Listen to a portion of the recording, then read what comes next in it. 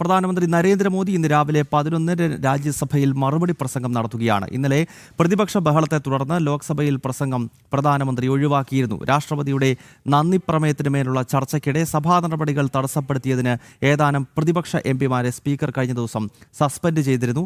ഇതിനെതിരെയാണ് പ്രതിപക്ഷത്തിന്റെ പ്രതിഷേധം പാർലമെന്റിൽ തുടരുന്നത്. വിവരങ്ങളുമായി നന്ദഗോപൻ ചേരുകയാണ്. നന്ദൻ, ഈ പ്രധാനമന്ത്രിമാരുടെ പ്രസംഗം തടസ്സപ്പെടുത്തുക എന്നതൊരു അനാവശ്യമായിട്ടുള്ളൊരു കീഴ്വഴക്കമാണ്. കാരണം ഈ സഭയിൽ നടക്കുന്ന വളരെ വിശാലമായ ചർച്ചയിലുള്ള കേന്ദ്ര സർക്കാരിൻ്റെ യഥാർത്ഥ മറുപടിയാണ് പ്രധാനമന്ത്രി നൽകാൻ പോകുന്നത്. അതെന്തിനാണ് പ്രതിപക്ഷം തടസ്സപ്പെടുത്തുന്നത്?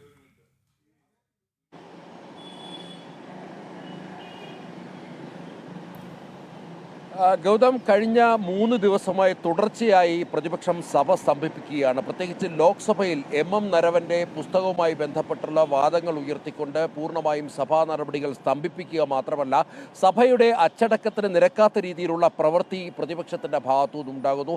ഇതേ തുടർന്നാണ് 8 എംപിമാർ, ഹൈബി ഈഡനും അതേപോലെ തന്നെ ഡീൻ കുര്യാക്കോസും മാണിക്യം ടാഗൂർ അടക്കമുള്ള 8 എംപിമാരെ കഴിഞ്ഞ ദിവസം സസ്പെൻഡ് ചെയ്തുകൊണ്ട് സ്പീക്കറുടെ ഭാഗത്തു നിന്നും റൂളിംഗ് ഉണ്ടായത്. സ്പീക്കറുടെ റൂളിംഗ് അനുസരിക്കുന്നില്ല, സഭയുടെ ഡെക്കോറം കീപ്പ് ചെയ്യുന്നില്ല. മാത്രമല്ല, പബ്ലിഷ് ചെയ്യാത്ത ഈ നരവന്റെ പുസ്തകം സംബന്ധിച്ചിട്ടുള്ള ആ ആരോപണങ്ങൾ വസ്തുതാവിരുദ്ധമാണെന്ന് കേന്ദ്ര പ്രതിരോധ മന്ത്രിയും ആഭ്യന്തരമന്ത്രിയും വ്യക്തമാക്കി. ഏതെങ്കിലും തരത്തിൽ ഇതുമായി ബന്ധപ്പെട്ട് ആ ഓർമ്മക്കുറിപ്പുകളുമായി ബന്ധപ്പെട്ട കാര്യങ്ങൾ രാഹുലിന് പറയാനുണ്ടെങ്കിൽ അത് സഭയുടെ മേശപ്പുറത്ത് വെക്കാം.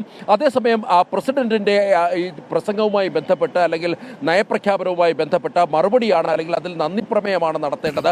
ആ വിഷയത്തിലൂന്നി സംസാരിക്കണമെന്ന് സ്പീക്കറും അതേപോലെ തന്നെ പാർലമെന്ററി കാര്യമന്ത്രി കിരൺ റിജിജുവും അടക്കം പലതവണ രാഹുലിനോട് അഭ്യർത്ഥിച്ചു. എന്നാൽ രാഹുലിന് സംസാരിക്കാൻ ലഭിക്കുമ്പോഴൊക്കെ തന്നെ ഈ പുസ്തകം ഉയർത്തിക്കാണിച്ച് അനാവശ്യ പ്രസ്താവനകൾ നടത്തുവാൻ ശ്രമിക്കുകയും ജനോപകാരപ്രദമാകുന്ന ചർച്ചകളിലേക്ക് കടക്കുവാൻ വേണ്ടി സഭയെ അനുവദിക്കാതിരിക്കുകയും ചെയ്യുന്നു. അത്തരത്തിൽ പ്രതിപക്ഷത്തിന്റെ ഭാഗത്തു നിന്നുള്ള നീക്കങ്ങൾ തുടരുന്നു. ഇന്നലെയായിരുന്നു പ്രധാനമന്ത്രിക്ക് ലോക്സഭയിൽ മറുപടി പ്രസംഗം നടത്തേണ്ടിയിരുന്നത്. എന്നാൽ പ്രതിപക്ഷ ബഹളം ഇന്നലെ വൈകുന്നേരം പലതവണ സഭകൾ നിർത്തിവെച്ചു.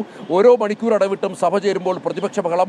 പിന്നീട് വൈകുന്നേരം 5 മണിക്ക് ഏറ്റവും ഒടുവിലായി സഭ വീണ്ടും ചേർന്നപ്പോൾ അവിടെ പ്രധാനമന്ത്രി മറുപടി പ്രസംഗം നൽകേണ്ടിയിരുന്നു. എന്നാൽ പ്രതിപക്ഷ ബഹളം കണക്കിലെടുത്തുകൊണ്ട് അത് ഒഴിവാക്കി സഭ പിരിയുകയായിരുന്നു ഇന്നലത്തേക്ക്.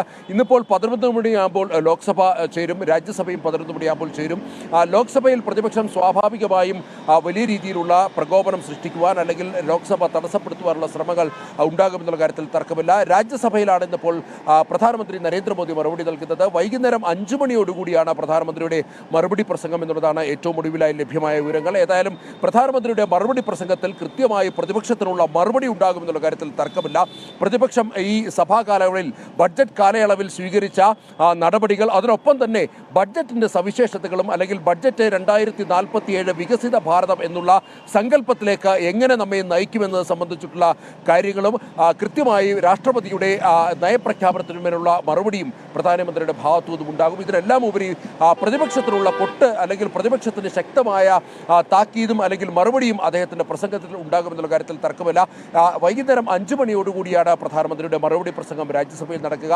ഏതായാലും രാജ്യസഭ എത്രമാത്രം പ്രതിപക്ഷം അവിടെ പ്രതിഷേധിക്കും അല്ലെങ്കിൽ രാജ്യസഭ തടസ്സപ്പെടുത്താൻ ശ്രമിക്കുവാനുള്ള നീക്കങ്ങൾ നിലവിലില്ല എങ്കിലും നിലവിലിപ്പോൾ ലോക്സഭയിലാണ്. ലോക്സഭ തടസ്സപ്പെടുത്തിക്കൊണ്ട് മുന്നോട്ട് പോകുവാൻ അല്ലെങ്കിൽ പ്രതിഷേധം എന്ന പേരിൽ തന്നെ സഭാ നടപടികൾ തടസ്സപ്പെടുത്താൻ തന്നെയാണ് ഇപ്പോൾ കോൺഗ്രസ് അടക്കമുള്ള പ്രതിപക്ഷ കക്ഷികളുടെ നീക്കം.